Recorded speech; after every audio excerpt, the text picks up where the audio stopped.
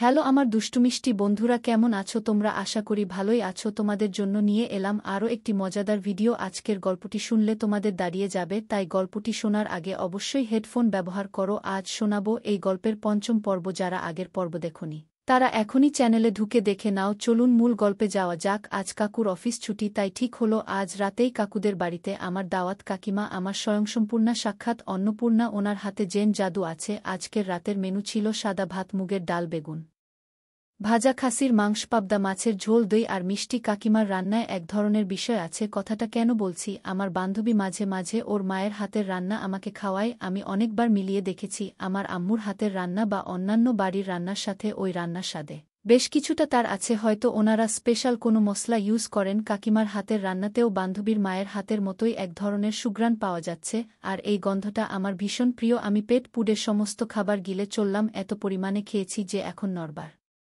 সামর্থ্য নেই। খাওয়া দাওয়া শেষে আমরা তিনজনে চাঁদের আলো উঠোনে বসলাম। কাকু গল্পের ঝুড়ি খুলে বসলেন। প্রায় ঘণ্টাখানেক আমাদের গল্প আর হাসি ঠাট্টা চল। এরপর বিদায় নিয়ে আমি বাড়িতে চলে এলাম। বাড়িতে এসে বেশ কিছুক্ষণ অপেক্ষা করলাম কাকু কাকিমাকে দেখবার জন্য, কিন্তু আজ দুটো রুমের লাইটই অফ। ঘড়ির কাঁটায় রাত একটা। অন্যান্য দিন এতক্ষণের শো কমপ্লিট হয়ে যায়, আজ শুরুই হলো না। বুঝলাম আজ আর হবে না এত কিছু রান্নাবান্না করে। কাকিমা হয়তো ক্লান্ত ঘুমিয়ে পড়েছে। হয়তো ভাবলাম কাকিমার যে ওটা আমি এনেছিলাম সেটাকে ওদের ইতে রেখে আসি। আমি প্রাচীর টপকে ওদের বাড়িতে ঢুকে গেলাম। বাড়ির ভিতরটা একদম নিঃশব্দ, সুনসান, নির্বতা। উঠোনে একটা হালকা পাওয়ারের হলদে বাতি জ্বলছে। ঘরের পেছন দিকটা একদম অন্ধকার। আমি ধীর পায়ে এগুলাম। ইচ্ছে ছিল বারান্দায় রেখে আসব, কিন্তু বারান্দার গ্রিল বন্ধ। ওটাকে উঠোনে মাটিতে ফেলে নোংরা করতে ইচ্ছে করল না। ভাবলাম বাড়ির পেছন দিকটায় যাই, তারপর আলগোছে দড়িতে টানিয়ে দিয়ে আসি। এদিকে কাকু ঘুমিয়ে পড়লেও কাকিমা এখন জেগে। কাকিমা জানালার গ্রিল ধরে দাঁড়িয়ে পূর্ণিমার চাঁদ দেখছিলেন। হঠাৎ বাড়ির পেছন পাশটায় কারো পায়ে এর শব্দ পেয়ে উনি যেন সচকিত হয়ে উঠলেন, জানালা থেকে সরে গেলেন। ঘরের ভেতরে অন্ধকার আর বাইরে চাঁদের আলো। আলতো পায়ে সে বাড়ির পেছন পাশটায় এসে থামল। সে আলোকছে সেই জিনিসটাকে দড়িতে ঝুলিয়ে দিল। যদিও চেহারাটা অস্পষ্ট, কাকির সন্দেহ হয় এই সেই চোর, নয়তো আজ তাহলে মিলতে চলেছে সেই মানুষের সঙ্গে যার হাতে ইতিমধ্যেই কল্পনায় নিজেকে জাহির করেছে কাকিমা। পরক্ষণেই কাকিমা খানিকটা ভয় পেয়ে যায়। এই গভীর রাতে একলা ছেলেটাকে ধরতে যাওয়াটা কি ঠিক হবে? যদি অদ্ভুত কিছু ঘটে যায়। একবার কাকিমা ভাবল যে কাকুকে ডাকবে, কিন্তু অঘোরে ঘুমোচ্ছে আর ওর জেগা ঘুম নিজেই কিছুটা সাহস সঞ্চয় করল। নিজেই নিজেকে সাহস দিয়ে বলল, ভয়ের কি আছে? এই ছেলেটা তো আমার পরিচিত হতে পারে, আবার আমাকে পছন্দ করে। নিঃশব্দে আলতো পায়ে দরজা খুলে বারান্দায় মুখখানা বের করে নিজেকে আড়াল করে বসে কাকিমা। ও এমনভাবে বসে আছে যেন বাইরে থেকে কেউ ওকে দেখতে না পায়। বাড়ির এপাশটায় হলদে রঙের অল্প পাওয়ারের বাতি জ্বলছে। সেই আলোতেই কাকিমা স্পষ্ট দেখতে পেল ছেলেটা আর কেউ নয়, এই যে দীপ্ত। এই ট্রাউজার আর টি শার্ট পরেই তো দীপ্ত কিছুক্ষণ আগেই নিমন্ত্রণ খেতে এসেছিল। আমার হয়তো কোথাও ভুল হচ্ছে। দীপ্ত কত ভদ্র একটা ছেলে, আমাকে কত সম্মান দেয়। এই ছেলেটা দীপ্ত হতে পারে না। হুট করেই দীপ্তর ঘরের লাইট জ্বলে উঠে, এতে আর বিন্দুমাত্র সংশয় থাকে না দীপ্ত এসেছিল। কাকিমা মনে সাহস সঞ্চয় করে দরজা খুলে বাড়ির পেছন পাশটায় যায়। গিয়ে দেখে দুইতে ওর হারিয়ে যাওয়া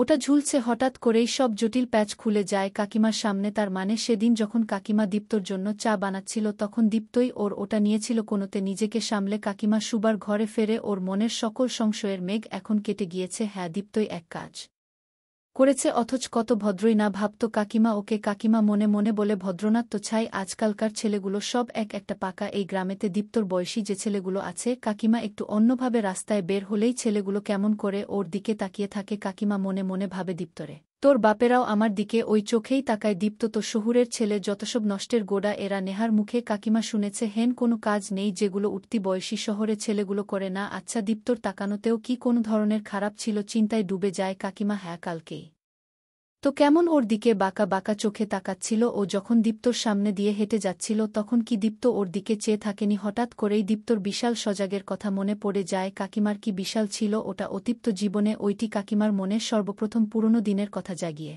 তুলেছিল। কাকিমা চোখ বুজে ফেলে। ওর চোখের সামনে ভেসে ওঠে সে রাতের দীপ্তর অস্বাভাবিক আচরণের দৃশ্য। একসময় তন্দ্রা চলে আসে কাকিমার। ঠিক তখনই কাকিমার নাম্বারে কল আসে, নীরুর কল। কাকিমা একবার চেক করে দেখে কাকু জেগে কিনা না ঘুমোচ্ছে। কাকিমা পাশের রুমে এসে ফোন রিসিভ করে, কি ব্যাপার, এত রাতে ফোন করেছ যে? নীরু বল, ঘুমাতে পারছি না বুঠান। কাকিমা বল, কেন? আর আমি আবার কবে থেকে ঘুমের ওষুধ হলাম যে আমাকে ফোন দিয়েছ? নীরু কাকু বল, বুঠান আজ কদিন হতে চল আমার যে কোনো কাজে মন বসে না। দিনের বেলা যে তোমার বাড়ি যাব তো এই দীপ্ত তোমার বাড়িতে গিয়ে পড়ে থাকে আর রাতে থাকে। সুদীপ, আমি এভাবে আর পারছি না। বউ উঠান, আমি আসছি। এই ঠাকুরপো আসছি মানে তোমার বন্ধু আমার পাশে শুয়ে ঘুমাচ্ছে, তুমি এখন আসবে মানে? নীরু কাকু বলল, আমি কিচ্ছু জানি না বুঠান। কাকিমা বলল, আচ্ছা শোনো, এখন ঘুমিয়ে নাও, কাল দুপুরে আমি তোমাকে ডেকে নে, প্রমিস। নীরু কাকু বলল, তুমি আমার কন্ডিশন বুঝতে পারছো না বুঠান। সুদীপ রোজ রাতে 2টার দিকে বাথরুম করতে উঠে, ওই সময় শরবতের সাথে ওকে একটা ঘুমের বড়ি খাইয়ে দিলে কেমন হয়? হ্যাঁ, এটাই সবথেকে সেফ হবে। দিও, এমনিতেও ওর ঘুম খুব গা, তবুও কোনো ধরনের রিস্ক নেওয়া যাবে না। কাকিমা নীরু কাকুকে ফোন দিয়ে ওর প্ল্যানের কথা বলে, কাকু তাতে রাজি হয়ে যায়। রাত 2টা, কাকিমা অপেক্ষা করছে কখন কাকু বাথরুম যাবে। মিনিট 1-5 পরেই কাকু উঠল বাথরুম করে এসে। কাকু কাকিমাকে বলল, ওনার নাকি অ্যাসিডিটি টাইপ ফিল হচ্ছে। কাকিমা বলল, 1 গ্লাস শরবত করে দেই, খাও। ভালো করিনি কখন। কাকিমা আমার ঘরে এসে ঢুকেছেন, তারপর নিজেকে সামলে নিয়ে আমার মনোযোগ আকর্ষণের জন্য হালকা করে একটা কৃত্রিম কাশি দিলেন উনি। আমি ওনার দিকে ফিরে তাকাতেই আমাকে একটা দুষ্টু হাসি দিয়ে কাকিমা জিজ্ঞেস করলেন, কি হলো, গার্লফ্রেন্ড মেসেজ করেছে বুঝি? ঘটনাটা আমার কাছে অনেকটাই অপ্রত্যাশিত। একে তো রুম নক না করেই কাকিমা আমার ঘরের ভেতরে প্রবেশ করেছেন, তার উপর এর আগে কখনোই উনি আমাকে এমন কথা বলেননি। আমি তাই নিজেকে সামলে নিয়ে বললাম, না না, ওসব কিছু না, বন্ধুদের সাথে হোয়াটসঅ্যাপে চ্যাটিং করছিলাম আর কি। কাকিমা হেসে বললেন, ওহ আচ্ছা, বন্ধুদের সাথে, তাই না? এবারে আমি চোখ তুলে কাকিমার দিকে তাকালাম ভালো করে। কাকিমার চোখে চোখ পড়তেই আমি চোখ নামিয়ে নিলাম। কাকিমা বলল, ও আচ্ছা। আমি ভাবলাম বুঝি গার্লফ্রেন্ডের সাথে গল্প করছিলে। অবশ্য তোমার ঘরে ঢোকার আগে নক করা উচিত ছিল আমার। আমি প্রসঙ্গটাকে অন্যদিকে নিয়ে যাবার জন্য বললাম, না না, কি যে বলো না কাকিমা, আমার ঘরে আসবার জন্য আবার অনুমতি লাগবে তোমার? এটা তো তোমারও বাড়ি, তোমারও ঘর। কাকিমা বলল, তাই বুঝি? যখন ইচ্ছে আসতে পারি, যখন খুশি তখন, দিনে রাতে যখন তখন? আমি আমতা আমতা করে হ্যাঁ মানে না ইয়ে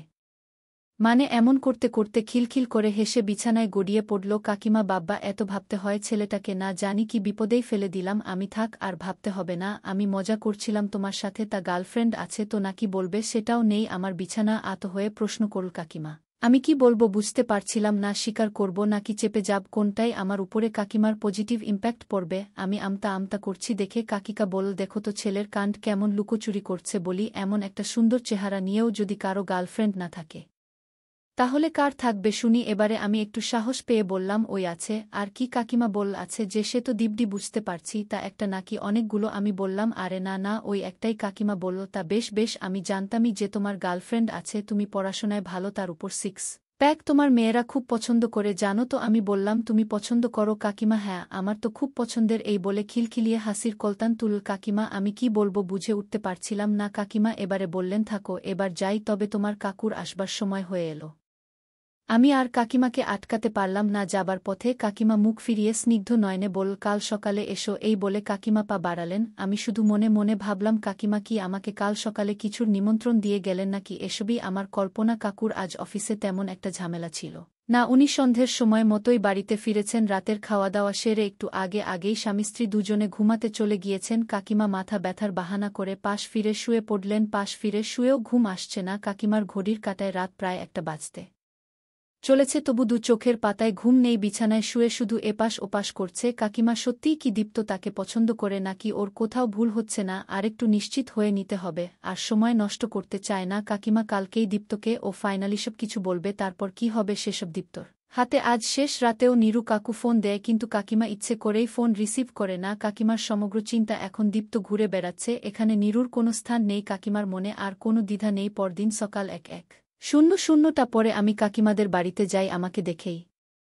খুশি হয়ে যান কাকিমা, বলেন, যাক, খুব ভালো সময় এসেছ তুমি। একটু বাজার যেতে হতো, কিন্তু আমার হাতে অনেক কাজ, ভাবছিলাম কাকে পাঠাই, তুমি যাবে একটু? আমি বললাম, নিশ্চয়ই যাব কাকিমা, বলুন কি আনতে হবে? কাকিমা আমার হাতে একটা ফর্দ ধরিয়ে দিলেন, সাথে টাকা দিয়ে দিলেন। ফর্দ খুলতেই দেখি পুজোর উপকরণ। আজ স্নান সেরে কাকিমা নাকি পুজো দিবেন, সেই সরঞ্জামাদি আনতে হবে। আমার সাথে দেখলাম একটা রেজারের। আমি দেখেছি আমার আপু এই রেজার ইউজ করে। কাকিমা আমাকে বলে দিলেন কোনো জিনিস কোনো দোকানে পাওয়া যাবে। আমি ফর্দ হাতে বেরিয়ে পড়লাম সব জিনিসপত্র কিনে। বাড়িতে ফিরে দেখি কাকিমার কাপড় ধোয়া প্রায় শেষ। এবারে উনি স্নানে ঢুকবেন। আমি জিনিসপত্র বের করতে চাইলে উনি বললেন, পুজোর জিনিসগুলো তুলসী বেদিতে রাখতে। আমি কি করব বুঝে উঠতে পারছিলাম না, বসে অপেক্ষা করব নাকি বাড়ি চলে যাব। এদিকে স্নান ঘরের ভেতর থেকে শব্দ শুনতে পাচ্ছি। খানিক পরে কাকি স্নান সেরে বের হলেন। কাকিমাকে দেখে অবাক হয়ে গেলাম, এর আগে যে কখনোই কাকিমাকে এভাবে দেখিনি আমি। আর ওনার ভেজা চুল থেকে বিন্দু বিন্দু জল ছুঁয়ে পড়ছে। তুলসী বেদির সামনে পুজো বসলেন কাকিমা, বেদিতে ফুল পাতা নৈবেদ্য অর্পণ করলেন।